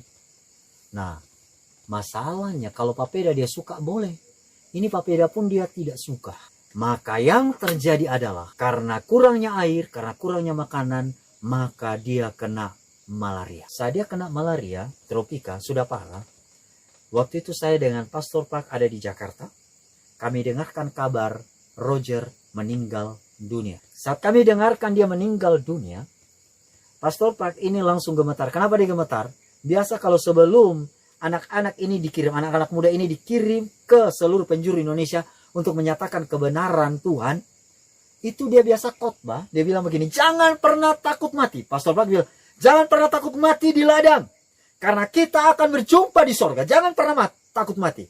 Kalau kalian pergi ke ladang, adalah keputusan di mana kalian sudah siap mati di sana. Dia khotbah begitu enak. Tapi kenyataan yang terjadi ketika dengarkan kabar bahwa ada anak muda yang meninggal dunia di ladang penginjilan, maka dia bergumul, gemetar. Bagaimana saya bisa kasih tahu orang tuanya bahwa dia meninggal dunia? Maka dari Jakarta dia langsung terbang ke Jayapura. Sampai di Jayapura, berita terdengar bahwa kematian dari Roger ini adalah benar. Sudah didengar oleh pastor ini. Akhirnya dia bertemulah dengan dokter, namanya dokter Joshua. Dokter ini ada di Jayapura. Lalu diterbangkanlah bawa si Roger ini, katanya udah meninggal, dibawalah ke Jayapura. Setelah diperiksa oleh dokter Joshua ini, kemudian si pastor ini dia nggak tidur, dia tanya, Pak dokter, bagaimana? Bagaimana keadaan Roger? Lalu dokter ini bilang begini, 90% tidak ada harapan, meninggal. Wah, kaget juga. Tapi malam itu pastor ini berdoa, Tuhan tolong. Anehnya adalah, orang meninggal biasanya taruh di ruang mayat. Tapi karena informasinya, kondisinya, tidak ada harapan, 90% ditaruh di ruang ICU. Waktu di ruang ICU, lalu kemudian berdoa di jam 3 dikasih bangun oleh dokter. Pak dokter, tolong lihat itu. Itu anak muda itu. Bagaimana kondisinya? Di jam 3 dilihat. Ternyata jarinya sudah mau gerak. Setelah diinfus, baru dokter ini bilang begini, Pak Pastor, dia punya harapan hidup ada 50%. Harapan mati 50%. Wah, puji Tuhan. Pas waktu pagi kurang lebih ada jam 6 atau jam setengah 7 itu, didatangi lagi. Pak dokter tolong lihat. Wah, waktu dilihat ternyata dia sudah bisa menggenggam tangannya. Dan kondisinya berbalik. Dia punya harapan hidup 90%. Dan saat itulah dia bisa ngomong. Anak ini bisa ngomong. Pada waktu berita kematian dari Roger. Maka seluruh anak-anak muda yang bergabung di angkatan ke-11 ini, itu sama seperti hati mereka dekat. Yang ada di Papua, yang ada di Mentawai, yang ada di NTT, yang ada di Jawa, yang ada di Kalimantan, di mana saja. Hati mereka dekat. Lalu ada lagu yang diciptakan oleh Din mereka. Lagunya adalah Tiba Saat Ini. Saya nyanyikan lagu kalimat yang pertama. Tiba saat ini ku melangkah bersamamu. Saya mau bilang sahabat-sahabatku, Anda dan saya sudah sering nyanyi lagu ini. Dan saya sudah sering dengarkan anak-anak muda nyanyi lagu ini. Para misionaris lagu ini. Dan saya dengar hanya biasa saja. Tetapi jangan tanya kalau lagu ini dinyanyikan oleh angkatan 11 yang mengalami pengalaman pahit di dalam penginjilan mereka. Mereka nyanyikan ini dengan tangisan air mata. Karena kenapa? Mereka nyanyi bukan biasa, tetapi luar biasa. Karena kenapa? Ada pengalaman pahit yang mereka alami di angkatan mereka. Itulah sebabnya kita bisa nyanyikan lagu ini. Tetapi kalau angkatan ini menyanyi, tidak biasa saudara-saudaraku. Itulah makanya saya mau katakan. Bisa jadi liriknya kita akan tahu lirik yang dinyanyikan 144.000. Tetapi masalah lirik ini masalah biasa. Masalah pengalaman bukan semua orang bisa alami ini. Hanya kelompok 144.000 yang mengalami pengalaman ini. Itulah sebabnya Alkitab mengatakan hanya mereka yang bisa menyanyikan lagu ini. Pertanyaan saya saat ini adalah, menurut Anda dan saya, lagu apa yang paling merdu dalam kehidupan Anda dan saya? Apalah lagu kor? Apakah lagu kuartet yang di-arrange sedemikian rupa? No! Bukan itu. Tetapi lagu yang paling merdu adalah lagu kepahitan bersama dengan Tuhan di dalam pelayanan, bahkan tetap setia sama Tuhan. Ini adalah lagu yang paling merdu bagi umat-umat Tuhan. Kalau begitu pertanyaan saya, apakah Anda rindu untuk mengalami dan menyanyikan lagu paling merdu? Kalau Anda dan saya rindu, jangan pernah berdoa agar berjalan bersama dengan Tuhan luput dari kepahitan. Berjalan mengikuti kebenaran, luput dari penderitaan. Berjalan mengikuti kebenaran, mengikuti Tuhan, luput dari semua mara bahaya dan sakit penyakit. Tetapi berdoa agar Anda dan saya sanggup menghadapi penderitaan, mara bahaya, sakit penyakit, bahkan semua tantangan hidup. Karena ini adalah lagu paling merdu bagi umat-umat Tuhan. Karena kalau Anda cek di dalam Alkitab Roh Nubuat, the time of trouble atau masa kesukaran hanya terjadi satu kali saja. Dan orang yang memasuki masa kesukaran, dengan kata lain masa kebijikan Yakub, 144.000 orang. Dan Roh Nubuat Alkitab mengatakan, tidak ada kesusahan yang melebihi kesusahan waktu itu. Tidak ada kesukaran apapun yang bisa menyamai kesukaran waktu itu. Dan kesukaran ini dinikmati oleh mereka yang berjumlah 144.000 orang. Sekarang, mari kita berdoa agar kita masuk kepada kelompok itu. Sekarang mari kita lihat di dua ayat yang terakhir. Dua ayat yang terakhir. Mereka adalah orang-orang yang tidak mencemarkan dirinya dengan perempuan-perempuan, karena mereka murni sama seperti perawan. Saya mau tanya, mereka di sini adalah 144.000 orang.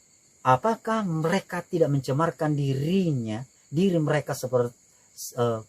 mereka dengan perempuan-perempuan?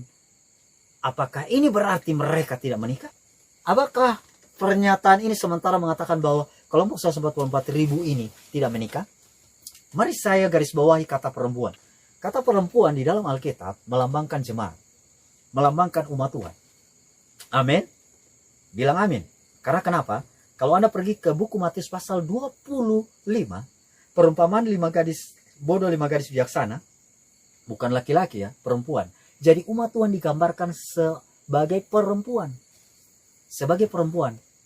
Kalau begitu, sebagai wanita, sebagai perempuan. Kalau begitu, pertanyaan saya selanjutnya adalah, apakah ini berarti bahwa mereka tidak kawin? Oh tidak. Mereka bisa jadi adalah orang yang sudah menikah. Tetapi di dalam Alkitab ada perempuan yang murni, ada perempuan pelacur. Perempuan pelacur menggambarkan gereja yang murtad. Gereja Protestan yang murtad. Yang murtad. Yang mengadopsi cara-cara dunia. Alkitab sementara menggambarkan orang-orang ini sebagai perempuan yang murni seperti perawan. Artinya mereka ini adalah orang-orang yang tetap mempertahankan kebenaran. Dan sekali mereka mempertahankan kebenaran, mereka tidak mau berkompromi dengan dunia.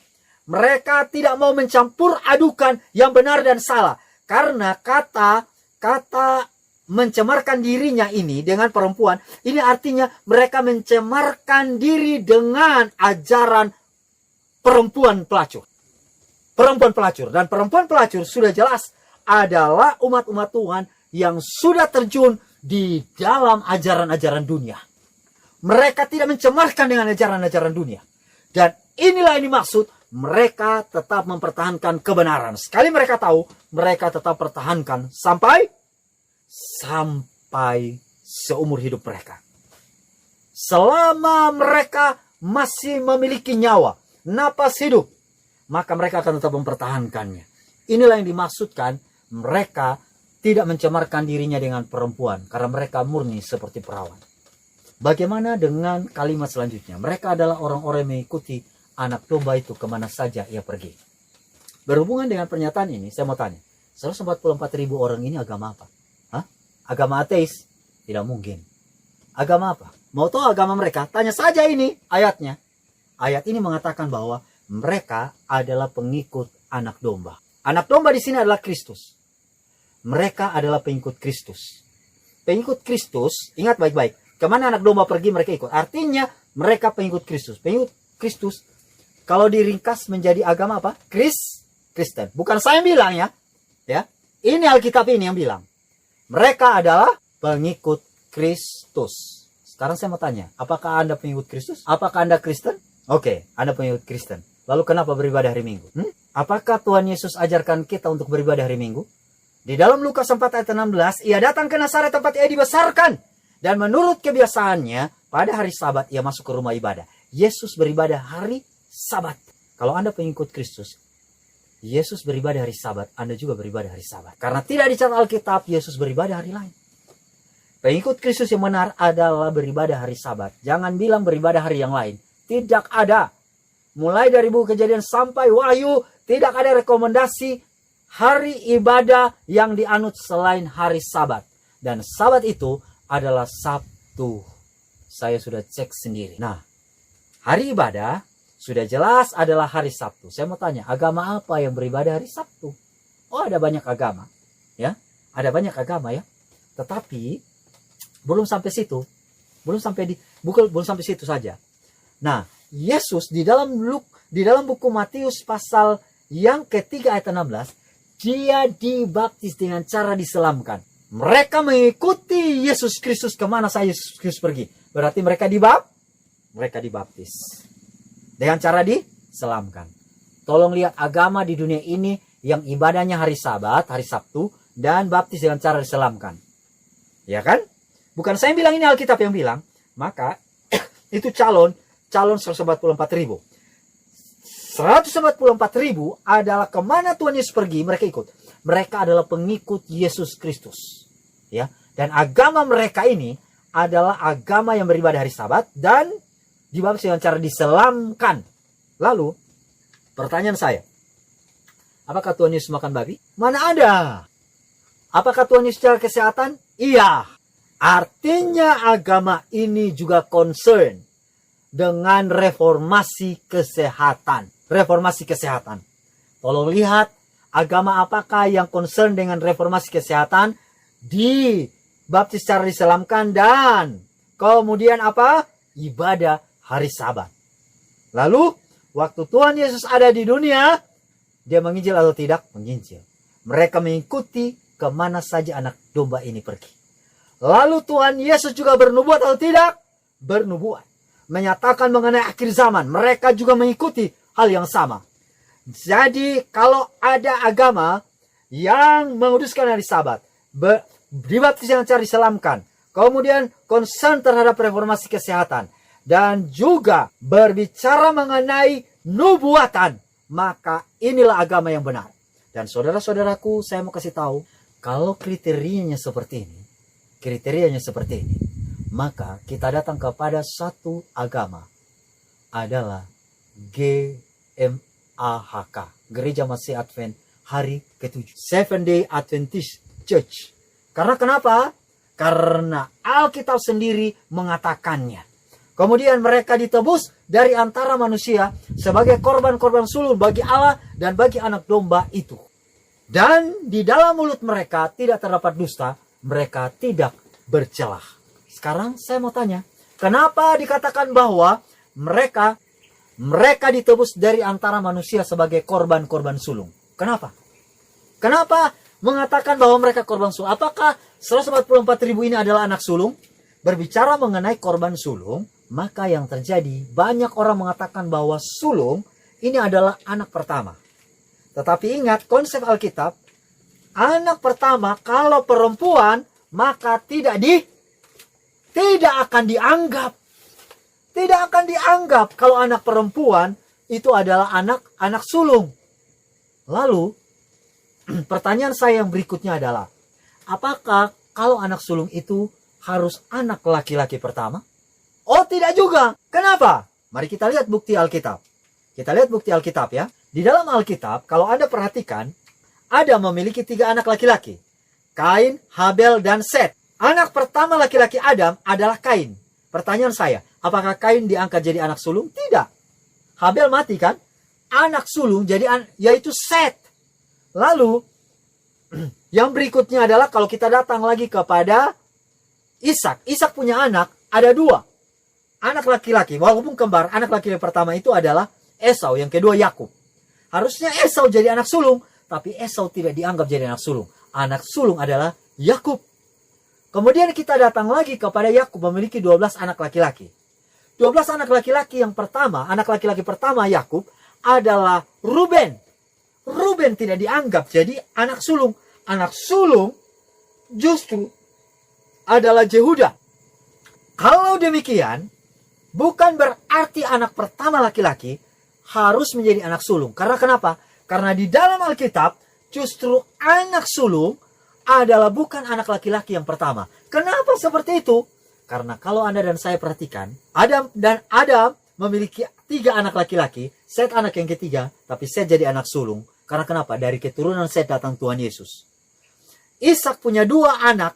Anak laki-laki pertama adalah Esau, lalu anak kedua adalah Yakub. Yakub jadi anak sulung karena dari keturunan Yakub datang Tuhan Yesus. Dari keturunan Yakub. Yakub punya 12 anak. Anak pertama adalah Ruben, itu seharusnya anak sulung, tetapi bukan anak sulung itu Ruben, namun Yehuda. Kenapa Yehuda? Karena dari keturunan Yehuda datang Tuhan Yesus. Jadi kenapa sampai Alkitab mengatakan mereka ditebus dari antara manusia sebagai korban sulung?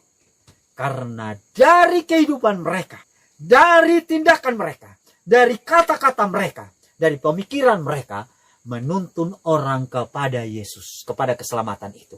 Saya mau bilang teman-temanku, kalau kehidupan Anda justru buat orang cari duit bukan cari Tuhan, Anda tidak bisa masuk kelompok 144.000. Kalau dari kehidupan Anda orang ingin cari status dan cari posisi, Anda gagal menjadi kelompok 144.000. Kalau dari kehidupan Anda justru membuat orang cekcok, membuat orang berantem, kata-kata Anda adu domba, provokasi, maka artinya kehidupan Anda belum berkorban sebagai korban sulung, bukan menuntun orang kepada Kristus. Kalau dari kehidupan Anda, kata-kata Anda hanya cerita Lionel Messi dan Cristiano Ronaldo, maka yang terjadi Anda gagal menjadi korban-korban sulung bagi Allah dan bagi anak domba itu. Nah, itulah sebabnya di kalimat yang terakhir, dan di mulut mereka tidak terdapat dusta dan tidak bercela. Jangan berpikir kalau dusta itu hanya bilang begini, kamu ambil uang mama, padahal sudah ambil uang mama. Tadi kamu kemana? Mama, tadi saya belajar, padahal dia pergi main sepak bola. Bukan hanya itu saja. Yang disebut dusta itu bukan hanya yang dimaksud itu. Kata-kata kita tidak menuntun orang kepada Kristus. Tidak menuntun orang kepada kebenaran. Jadi, jenis orang Kristen apa Anda dan saya? Jenis umat yang bagaimana Anda dan saya hidup di akhir zaman. Mau agama apapun Anda dan saya, kalau kita tidak berdoa banyak untuk diselamatkan, maka kita tidak akan pernah mendapat bagian dalam kerajaan sorga. Sekarang pertanyaan selanjutnya yang juga cukup penting. Apakah kelompok 144.000 orang ini adalah angka sebenarnya atau angka kiasan? Oh, kalau Anda tanya, banyak orang bilang, sepertinya ini angka kiasan. Terlalu sedikit kayaknya. Karena jumlah penduduk di dunia 7,8 miliar. Di tahun 2022 ini 7,8 miliar. 144.000, wah hari gini. Kok nggak sejuta? Oh, ada yang bilang begini, iya. Kayaknya saya ragu juga, itu angka sebenarnya atau angka kiasannya. Mau Anda ragu atau tidak ragu, mau Anda anggap itu kiasan atau tidak kiasan, tidak penting. Yang penting adalah apa yang Alkitab katakan. Kalau Alkitab bilang kiasan, ya kita turut saja. Tapi kalau Alkitab bilang bukan kiasan, jangan ya, jangan. Ya, jangan. Ya. Sekarang saya mau tanya, kira-kira 144.000 ini angka kiasan atau angka sebenarnya? Nah, mari kita lihat. Mari kita lihat. Di dalam Alkitab, ketika Alkitab berbicara mengenai angka, itu adalah angka sebenarnya. Saya berikan contoh. Yesus berpuasa 40 hari 40 malam. Apakah itu ada 50 hari? Tidak. Ada 40 hari 40 malam. Saya berikan contoh yang lain lagi. Tuhan Yesus memiliki 12 murid. 12 murid. Apakah ada lebih? Iya, memang ada lebih. Tetapi 12 murid yang mengikuti dia. Itu benar-benar 12 murid, bukan 13. Kalau ada juga 70 murid, itu benar-benar 70 murid. Ada 120 orang yang di upper room, yang di ruangan atas berdoa setelah Yesus bangkit naik ke sorga. Itu benar-benar 120. Jadi ketika Alkitab menyebutkan mengenai angka, itu adalah angka sebenarnya. Oh, lalu ada yang bilang begini, tapi kan ini buku Wahyu. Buku Wahyu itu ketika menulis kata-kata itu adalah simbol. Namanya buku apokaliptik. Apokaliptik ini adalah buku yang penuh dengan simbol dan lambang. Apakah angka juga adalah lambang? Saya tidak setuju itu lambang. Karena kenapa? Di dalam buku Wahyu ditulis mengenai 7 jemaat. Apakah ada 8 jemaat? Tidak ada. Ada 7 materai. Apakah ada 8 materai? Tidak. Ada benar-benar 7 materai. 7 malapetaka. Apakah ada lebih dari 7 malapetaka? Tidak. Hanya 7 malapetaka. Buku Wahyu. 7 sangkakala. Apakah ada 10 sangkakala? Tidak. Hanya 7 sangkakala. Ditulis dalam buku Wahyu. Apakah itu simbol? Tidak simbol. Jadi ketika Wahyu menyebutkan mengenai angka, itu adalah angka sebenarnya. Anda setuju atau tidak? Mau setuju atau tidak setuju, itu ditulis. Jadi ini angka sebenarnya. Lalu ini konsep yang pertama. Konsep yang kedua adalah begini. Konsep yang kedua, tadi di dalam ayat yang ketiga dikatakan bahwa, bukan ayat yang ketiga ya, di ayat yang kelima, mereka adalah orang-orang yang mengikuti anak domba itu pergi. Berarti mereka ini agama apa? Kristen. Lebih khususnya adalah Seventh Day Adventist Church. Gereja Masihat hari ke-7. Karena gereja ini yang memiliki ciri-ciri itu. Ya. Nah, sekarang saya mau tanya, ada berapa jumlah anggota gereja Advent di dunia? Kurang lebih ada 21 juta. Dari 21 juta, saya mau tanya, apakah itu jumlah yang benar-benar terdata dengan konkret, dengan otentik? Mari saya ceritakan. Waktu saya ke Papua, ada seorang teman saya. Dia bilang begini, aduh, kakak, saya baru pulang dari pendataan anggota ini. Dari mana? Itu ada rapat divisi. Di Papua ini kita punya jumlah katanya anggota ada sekitar 8.000. Lalu? Tapi ternyata hanya sekitar 3.000-an saja. Oh, kenapa bisa begitu? Karena begini kakak. Ada satu anggota, contoh ya, ini ada 5 pendeta. Ya. Ada satu yang baptis, pendeta ini catat namanya, pendeta ini catat namanya, pendeta sana catat namanya, pendeta sana catat namanya, sana juga catat namanya. Jadi akhirnya namanya hanya satu orang tetapi namanya dicatat oleh 5 pendeta. Makanya perhitungannya jadi double. Oh. Nah itu di Papua aja ya. Jadi ternyata katanya 8.000, ya kurang lebih hanya sekitar 3.000 lah. Nah ini salah pencatatan, salah mendata nama anggota. Karena apa? Ada yang sudah mulai tumpang tindih. Nah kalau sudah seperti ini, bisa jadi kalau 21 juta, ya bisa jadi hanya tinggal 11 atau 12 ya, 12. Dari antara itu, saya mau tanya, apakah kalau dia itu tadinya murtad, dia murtad, apakah namanya dihapus? Ada kadang, nah, udah di murtad namanya masih ada. Oke, taruhlah namanya sudah dihapus ya. Apakah ini adalah orang-orang yang masih aktif di gereja? Ada yang sudah belum murtad, tetapi sudah tidak aktif. Masih tetap namanya ada di situ. Benar? Oh, benar. Sekarang saya mau tanya, apakah kalau sudah seperti apakah masih tetap 12 juta? Bisa jadi sudah tinggal 7 atau 8 lah ya, tinggal 8 juta. Nah, dari jumlah 8 ini, pertanyaan saya, apakah semua anggota gereja ini aktif menginjil? Oh, ada yang aktif kayak gini tapi tidak menginjil. Karena di dalam kata ini mereka adalah orang-orang yang mengikuti anak domba itu pergi. Sudah jelas. Kalau begitu, pertanyaan saya, sudah berkurang mungkin sekitar 5 ya, 5 juta. Dari angka 5 ini, saya mau tanya, apakah dari antara 5 ini adalah jumlah yang sesungguhnya mereka mengikuti health reform, reformasi kesehatan, music reform, reformasi musik, reformasi berpakaian. Apakah mereka ikut semuanya? Masih banyak orang ini rajin mengilat tapi gelojo makan daging, mana bisa. Maka sudah sekitar tinggal 3 juta bisa jadi ya. Nah, dari antara itu apakah mereka ini murni dan benar-benar tidak bercelah? Maka sesungguhnya sudah mulai berkurang lagi, tersaring terus menerus, dan benar-benar bergumul benci dosa. Karena tidak mungkin ada yang masuk 144.000 masih ada satu cacat celah. Masih dia simpan satu dosa. Tidak mungkin. Dosa harus diselesaikan, saudara-saudara. Kalau Anda dan saya mengaku sebagai umat Tuhan, tetapi masih ada satu cacat, satu dosa, jangan mimpi bisa dimateraikan. Dari mana saya tahu? Testimony for the Church, volume 5 halaman 216. Kalau ada satu cacat saja, tidak akan bisa dimateraikan. Masih ada dosa yang disimpan, masih ada ambisi, gila posisi, tidak bisa dimateraikan. Dan itu artinya Anda dan saya batal masuk kepada kelompok ini. Dan di mulut mereka tidak ada dusta. Pertanyaan saya, kalau sudah seperti ini, apakah ini angka sebenarnya? Kita tidak bisa pungkiri itu adalah angka sebenarnya. Dan konsep yang terakhir adalah, yang saya mau kasih tahu kepada Anda dan saya adalah 144.000 orang ini. Kenapa angka sebenarnya? Saya mau kasih konsep yang terakhir. Di dalam Alkitab, ketika menghitung angka, hanya laki-laki yang dihitung. Saya berikan contoh. Ketika Tuhan Yesus memberi makan 5.000 orang, yang dihitung laki-laki, perempuan, dan anak-anak juga. Apakah demikian? Tidak. Anak-anak dan perempuan tidak dihitung. Hanya laki-laki dewasa. Laki-laki dewasa.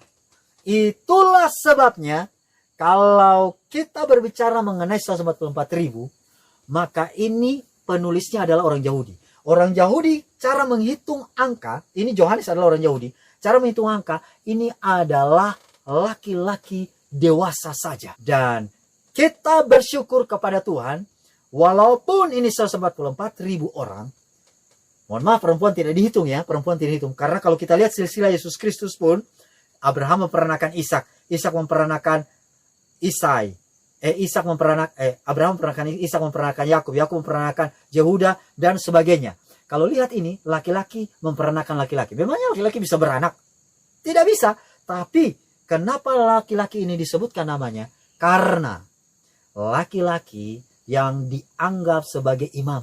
Dan itu yang dihitung. Dan kelompok 144.000 ini yang dihitung laki-laki. Karena penulisnya adalah Yohanes. Dan Yohanes ini adalah orang Israel.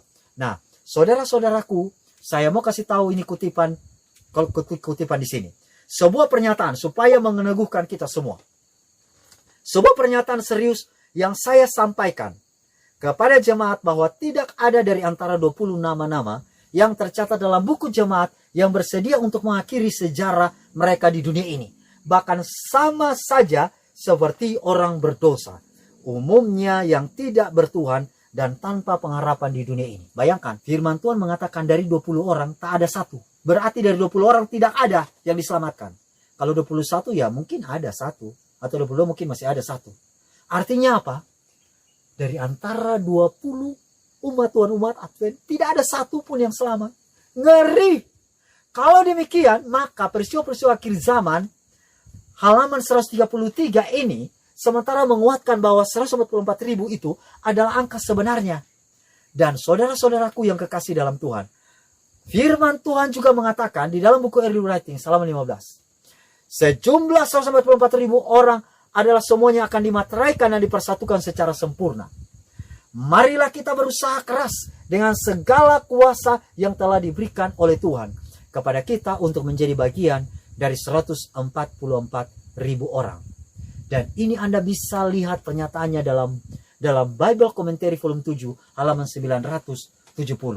Dan yang lebih pentingnya lagi adalah, apakah kita selalu berusaha untuk mencapai semakin tinggi kepada kesempurnaan tabiat? Jangan kita berusaha mencapai tinggi kedudukan, mencapai tinggi pendidikan, mencapai tinggi bahkan banyak harta dan kekayaan dan duit. Untuk apa? Kalau kita tidak diselamatkan. Firman Tuhan kembali menegaskan kepada Anda dan saya dengan pertanyaan yang penting di akhir khotbah ini. Apakah Anda dan saya di tahun ini bergumul untuk mencapai semakin tinggi dan semakin tinggi kepada kesempurnaan tabiat? Kalau tidak ada pergumulan ini, jangan mimpi. Karena kenapa? Hanya orang yang menerima materai Allah yang hidup akan memiliki paspor melalui pintu-pintu gerbang kudus di sorga. Ada berapa pintu? 12. Anda tinggal pilih. Tinggal pilih salah satu. Tetapi jangan lupa, tabiat Anda dan saya yang menyerupai Kristus, yang menentukan Anda dan saya ada di sorga. Itulah sebabnya orang-orang yang mengalahkan dunia, daging, dan iblis akan menjadi orang-orang yang dipilih menerima materai dari Tuhan yang hidup.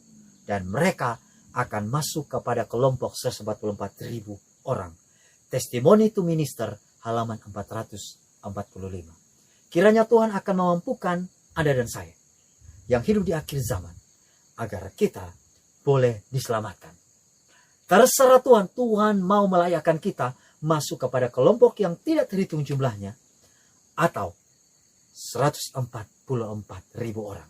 Yang paling penting adalah Anda dan saya boleh berada di dalam kerajaan sorga dan bertemu dengan Tuhan kita. Tuhan memberkati. Mari kita berdoa. Tuhan di sorga, terima kasih Engkau begitu baik bagi kami. Ajarkan kami untuk tetap setia kepadamu. Ajarkan kami untuk memiliki tabiat seperti Kristus. Ajarkan kami untuk membenci dosa kesayangan kami. Ajarkan kami dan sanggupkan kami untuk tidak memiliki cacat dan celah selama kami berada di dunia ini, sehingga kami layak menerima materai Allah yang hidup. Ini doa kami, di dalam nama Tuhan Yesus kami berdoa. Amin.